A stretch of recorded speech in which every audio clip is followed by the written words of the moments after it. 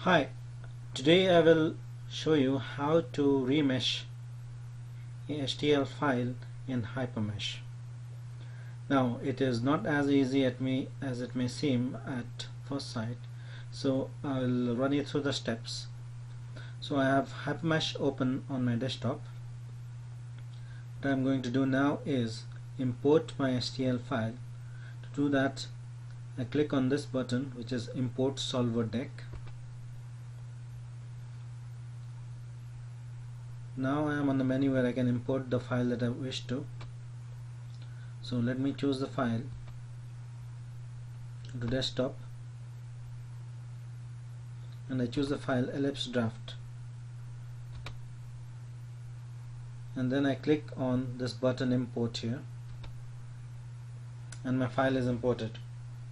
Now as you can see, this is actually a ruled surface with a plane on top, but the triangles are very irregularly distributed, and this is not particularly good for a number of applications where you need to use the individual vertices, especially for doing something such as feature detection.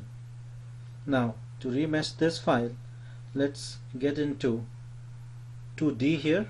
You can see where the mouse cursor is, 2D, and click on Auto Mesh.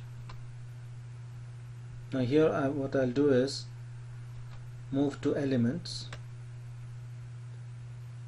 and then click on Elements and select All. So now all the elements or all the triangles in the STL file are selected. I can choose my element size. Let's say I choose it to be 2. I can choose what kind of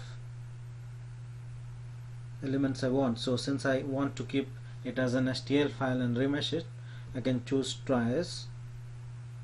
I could have also gone for quads or mixed or other forms if I needed them, but now I need just an STL file to be remeshed, so I select trias. I keep the other settings as you can see here, elements to original,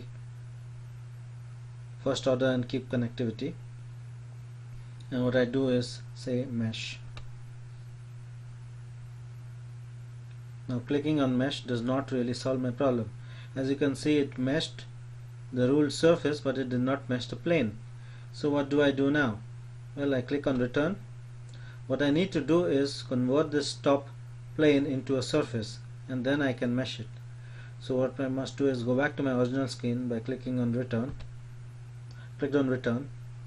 I can click on geometry, click on surfaces.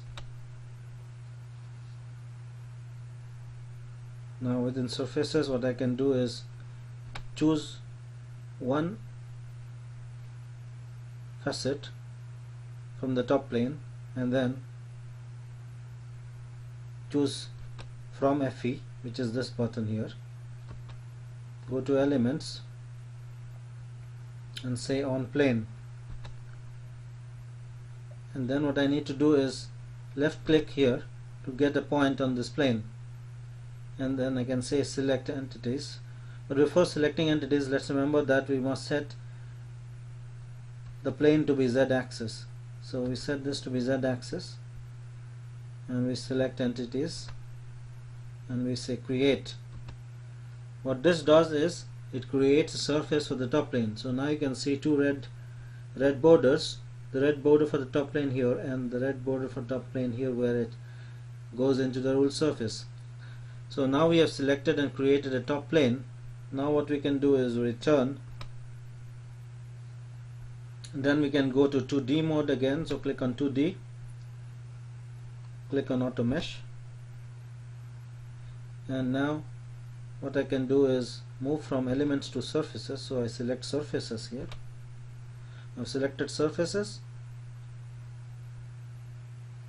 and now what I can say is I can click on surfaces and say all. So it has selected all the surfaces. You can see they are in white now, the top surface, and I can say mesh. So now what it does is it meshes the top surface as well. Now click on return, and here I have my full mesh ready.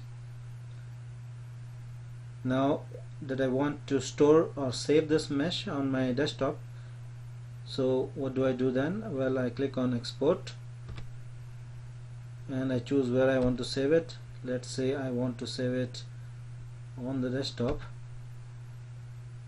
as ellipse remeshed.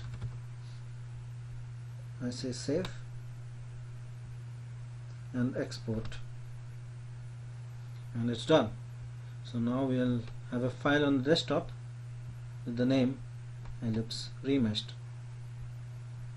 Right click the properties, you can see it is 6 MB in size. The original file, can right click and see its properties, is 39 KB.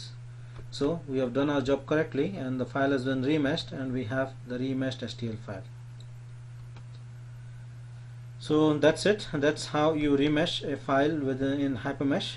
You can choose areas that are not getting meshed easily and create surfaces out of them, and then remesh the surface, and that's how you end up with the remeshed STL file.